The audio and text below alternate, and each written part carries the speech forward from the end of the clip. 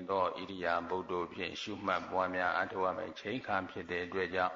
ထိုင်သောဣရိယာပုအားလျော့လျော့ပတ်စွမ်းခန္ဓာမှာတတိကံပြီးတော့ဉာဏ်နဲ့ရှုမှတ်လို့မိမိတို့ခန္ဓာကိုယ်ဣရိယာပုကိုပြုပြင်ပြင်ဆင်ပြီးတော့ပေးစိတ်တိုင်းကြအောင်ပြုပြင်ပြင်ဆင်ပေးပြီးပြုပြင်ပြင်ဆင်ပေးတဲ့ချိန်ခါမှာလည်းခန္ဓာမှာတတိကံပြီးတော့ဉာဏ်နဲ့ရှုမှတ်လို့ပြုပြင်ပြင်ဆင်ပေးပြီးဆိုရင်ကံမျက်လုံးကိုမှိတ်လိုက်ခါစကြောကိုစကောင်းကိုမတ်ထား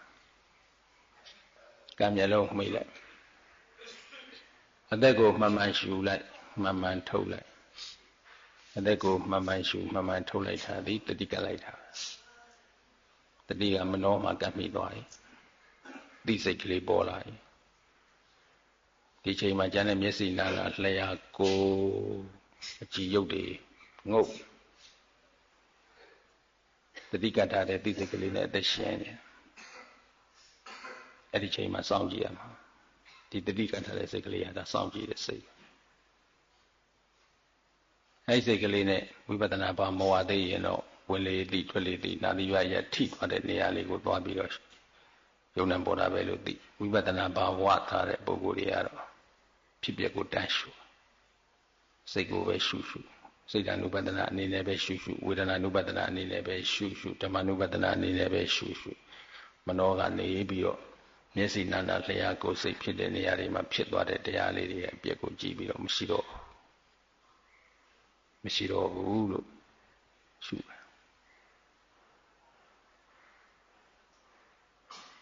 ဒါကိုပဲထပ်တလဲလဲရှုမှတ်ပွားများနေတာလာသမျှအရှုခံတရားတွေရဲ့အပြည့်ကိုကြည့်ပြီးတော့မရှိတော့ဘူးလို့ရှုမှတ်ပွားများနေတာဒါမေဃသစ္စာရဲ့ဘာဝိတ္တပကိစ္စပဲမေဃသစ္စာဘာဝန္တောမေဃသစ္စာကိုပွားများနေမေဃသစ္စာကိုပွားများနေပြီမဲ့အရှုခံဖြစ်ပျက်ကိုမြင်နေတဲ့အချိန်ခါဖြစ်တဲ့အတွက်ကြောင့်ဖြစ်လာတာဒီပြည့်ဖို့ပြည့်သွားတာဒီဖြစ်လို့ဖြစ်ဒုက္ခနဲ့ပြည့်ဒုက္ခဖြစ်ဒုက္ခမှာပြည့်ဒုက္ခမှာတပါတခြားမရှိတဲ့ဒီခန္ဓာ၅ပါးကိုဒုက္ခသစ္စာတရားကြီးကိုပိုင်းခြားပြီးတော့သိတယ်ခန္ဓာ၅ပါးယုံနာ2ပါးနေတခုတည်းခိုင်မြဲနေတာမဟုတ်ဘူးတခုခုတခုလာပြီးဖြစ်လိုက်ပြက်လိုက်ဖြစ်လိုက်ပြက်လိုက်အစာထိုးလိုက်ဖြစ်လိုက်ပြက်လိုက်မျက်စိနာနာလျှာကိုယ်စိတ်တွေကဖြစ်ပေါ်ပြီးတော့နေကြတယ်ပျက်စီးကုန်ကြတယ်ဒုက္ခသစ္စာကိုပိုင်းခြားနေတာဒုက္ခသစ္စာမကုံမချင်းပွားများပေးနေရမှာဒုက္ခသစ္စာလို့ခေါ်တဲ့ဉာဏ်ရဲ့အောင်ခန္ဓာတွေလာပြီးတော့ဖြစ်ပေါ်နေတဲ့ဒီခန္ဓာတွေလာနေသမျှအဲ့ဒါဒုက္ခသစ္စာမကုံသေးဘူးပရိစ္ဆာနန္ဒဖြစ်မှပရိစ္ဆာနန္ဒဆိုတာခုဆိုရင်ကြာစိတ်ရှုတယ်ကြာစိတ်နဲ့တပြိုင်နက်ခန္ဓာကိုယ်ပေါ်မှာညောင်းနေညာတယ်ဆိုတဲ့သဘောလေးပေါ်ခြင်းပေါ်မယ်တွေးတယ်တော်တဲ့သဘောလေးပေါ်ခြင်းပေါ်မယ်အနတ်တွေကလာတိုင်ပဲဒီခန္ဓာ၅ပါးယုံနာ2ပါးဖြစ်ပြီးတော့ပြည့်နေတဲ့တရားတွေဟာအရှုဝင်လာရှုလို့ကိုမနိုင်ဘူးဒါဟာဒုက္ခသစ္စာတရားတွေအဲ့ဒါတွေအကုန်ရှုနိုင်မှာအကုန်သိသွားမှာအကုန်ပိုင်းခြားနိုင်မှာဒုက္ခကိုသိသွားပြီလို့ဒီလိုပြောတာအဲ့လိုသိနိုင်အောင်အဲ့ဒီမေဃသစ္စာဖြင့်ဘာဝိတ္တပကိစ္စဖြင့်ပွားများမှာအဲ့ရောဒုက္ခသစ္စာကိုသိတဲ့အကုန်သိပြီဆိုတဲ့ဒီဉာဏ်ရအောင်ခန္ဓာ၅ပါးယုံနာတရားတွေဖြစ်ခြင်းဖြစ်ခြင်းကိုထပ်တလဲလဲရှုရမှာပဲဖမ်းမှန်ထပ်ရှုရမှာပဲထပ်တလဲလဲပွားများမှာပဲမှန်တလဲလဲပွားများမှာပွားများတာကမေညာအဲ့ဒီမေညာနဲ့ပွားများရင်မေညာလေးလဲရင့်ဒုက္ခတွေလဲတစ်ချိန်နဲ့တစ်ချိန်ပါလာ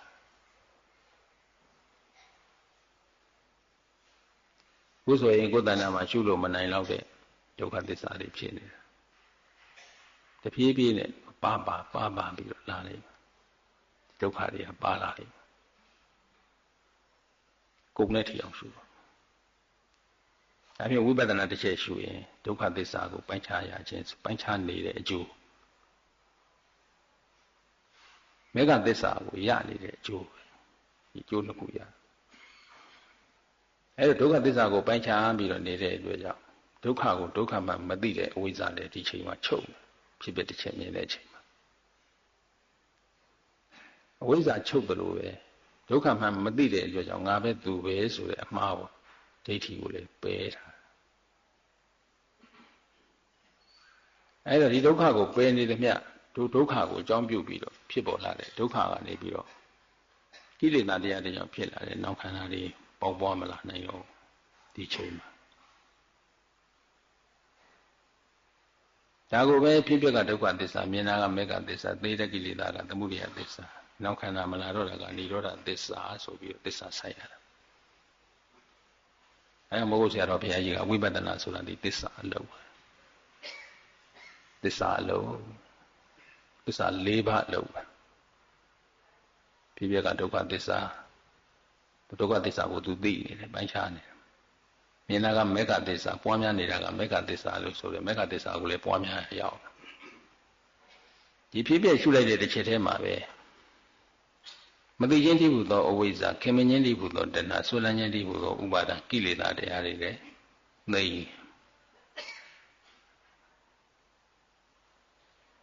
အဲဒီကိလေသာတရားတွေသိသွားကြသိသွားတဲ့အတွက်ကြောင့်ဒီဒုက္ခထဲမှာပါလာတဲ့ပစ္စယတတ္တိဟာနောက်ဒုက္ခတစ်ခုကိုအစားထိုးပြီးတော့မပေးနိုင်ဘူးတတ္တိပြည့်သွားတယ်အမတန်များတဲ့မျိုးစိတ်ဘုံကြီးတွေကနေပြီးတော့မျိုးစိတ်လေးတစ်ခုကိုပင်ထုတ်ဆိုင်တယ်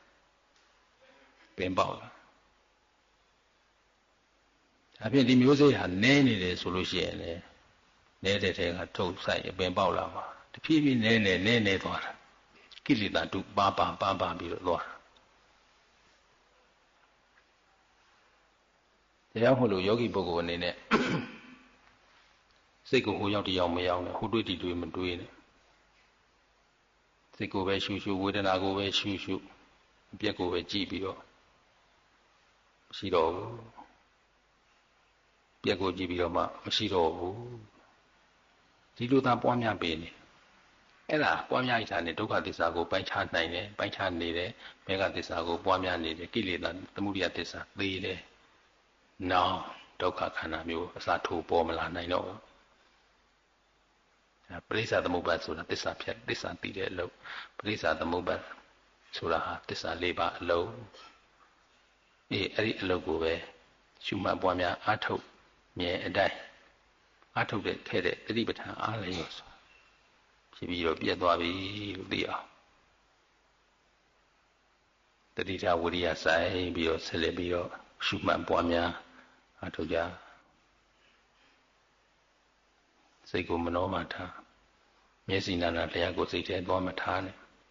မျက်စိနာနာလျှာကိုစိတ်ထဲမှာဖြစ်ပေါ်လာတဲ့တရားတွေကိုလည်းရှုပြအောင်ရှု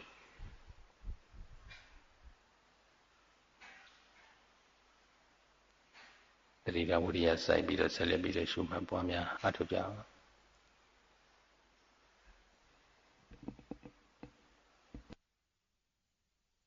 တံပြီးတဲ့အခါမှာမိမိတို့ခန္ဓာကိုယ်ဣရိယာပုဂ္ဂိုလ်ပြုပြင်ပြင်ဆင်ပြီးတော့ပေးကျေးဇူးတော်ရှင်မိုးဆရာတော်ဘုရားကြီးကအလုပ်ပေးတရားဟောမှာမဟုတ်တော့ဘူးမိမိတို့ဟောကြားပြီးပြီဖြစ်တဲ့အတွက်ကြောင့်ဟောကြားထားတဲ့တတိပဋ္ဌာန်အလုပ်ပေးအားလျော်စွာမိမိတို့ခန္ဓာဉာဏ်ရောက်ဆက်လက်ပြီးတော့ရှုမှတ်ပွားများအထောက်ကြမှာဖြစ်ပါတယ်။ဒါကြောင့်မလို့ခန္ဓာကိုယ်ဣရိယာပုဂ္ဂိုလ်ပြုပြင်ပြင်ဆင်ပြီးတော့ပေး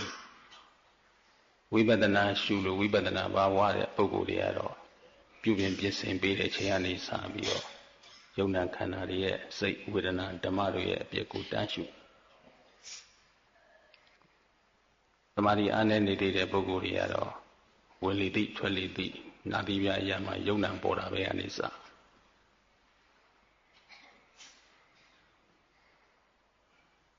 တဲ့ကိုမှန်ရှုမှန်ထုတ်ပြီးတော့တတိလေးကလည်းရင်သိစိတ်ကလေးပေါ်လာလိမ့်မယ်အဲ့ဒီသိစိတ်ကလေးပေါ်လာပြီးတယ်လေကိုထုတ်သောစိတ်လေကိုသွင်းသောစိတ်ကနေစပြီးတော့လေကိုမရှုခင်ရှုခြင်းတဲ့စိတ်ကလေးမရှိတော့ဘူးပြတ်သွားပြီလို့သိပြီးတဲ့အခါမှာရှုလေကိုပြန်မထုတ်ခင်မှာထုတ်ခြင်းတဲ့စိတ်ကလေးမရှိတော့ဘူးပြတ်သွားပြီလို့သိပြီးတော့မှတဖြည်းဖြည်းလေးပြန်ထုတ်နေခြင်းနေပါစေလေအိမ်တဲ့နှစ်ယောက်ကနေစရှုအဲ့လိုဖြည်းဖြည်းလေးမှန်လေးရှုပြီးတဲ့အခါကျမှ မျက်စိနားနှာခေါင်းလျှာကိုယ်စိတ်ဒီပုံမှာဖြစ်တဲ့အရှုခံတရားတွေရဲ့ဖြစ်ပေါ်လာတာနဲ့တပြိုင်နက်ကိုချက်ချင်းပဲမရှိတော့ဘူးလို့မနောကနေလှမ်းကြည့်မရှိတော့ဘူးလို့သိပြီဝိပဿနာဆိုတာသိုံများလေးပဲမရွတ်နဲ့အဲ့ဒီလိုသိပါများမှဣဟိပတိကောခေါ်ရာကိုတန်ဋိဋ္ဌိကောနဲ့လိုက်တယ်ဆိုတာအဂါလိကောအကျိုးတရားကိုသူကရမှာ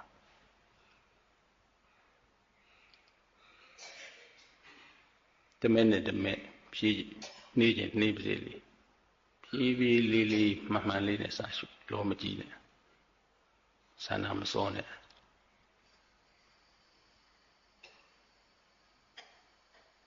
အပြက်ကိုမြင်မှမဖြစ်မှာအဲဒီအပြက်မြင်မှုကအရေးကြီးတယ်အပြက်ဆိုတာလေကံမျက်လုံးကြီးနဲ့မြင်ရတယ်လို့မဟုတ်ဘူးဉာဏ်မျက်လုံးနဲ့မြင်တာအစာပိုင်းမှာမထင်မရှားဘူးလို့ထင်ပေမဲ့ဉာဏ်ရင့်လာတဲ့ချိန်မှာဉာဏ်ကံမျက်လုံးနဲ့မြင်တာတဲ့